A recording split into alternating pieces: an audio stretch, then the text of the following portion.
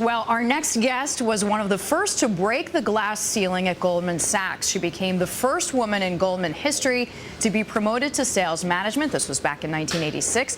She then went on to found a powerful female alumni network called 85 Broads. It is now larger than just former Goldman Sachs execs. It is a global network with more than 25,000 women from leading Wall Street firms and business schools. Janet Hanson is with me now right here in the newsroom. Janet, so glad you came in to chat with us this morning. John Corzine was your boss back in the 80s at Goldman Sachs. When you suggested forming 85 Broads, he didn't want to do it. Why is that? Well, I think we were a little ahead of our time. They didn't really think about ex-employees as alumni.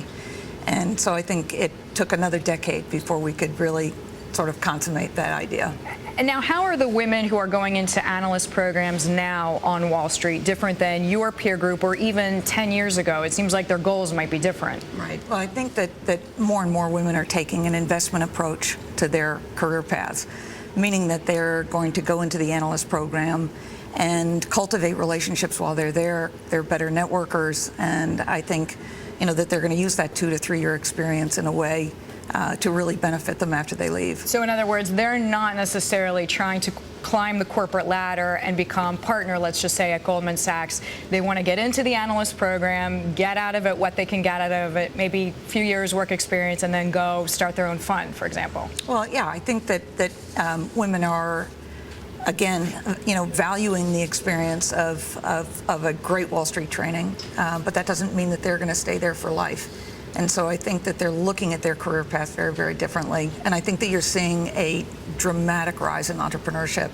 But I think you're also seeing, many people at the firm, certainly at Goldman, investing in these women after they leave, which is fantastic. It is fantastic. And I guess many fields, not just finance, are the same, that there are very few lifers in any one field anymore at all. And social media certainly is a big part of that. How do you see social media changing the way that women view Wall Street and the way that Wall Street view women? Well, I think that the conversation is changing, and I am incredibly bullish on particularly how young women are using and leveraging social media to their greatest advantage. And I think that you're seeing more women launch businesses in that space. But I think that there is really so much more collaboration and partnership between what women want to do and the people who want to invest in them and make them, see them succeed. Janet, our own reporter, Don Kopecky, did a report about 6 weeks ago, and the title of the report was Wall Street Values Women Less. And it was still about this pay discrepancy between women on Wall Street and men on Wall Street. Given the network that you have and the feedback that you get, do you find there is still frustration among women executives on that point? I think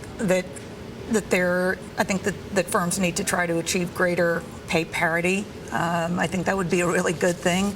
But I think that women are taking control of the wheel in a much greater way, meaning that they're gonna figure out how to carve out a career path that really makes sense for them. But I think it's an investment approach.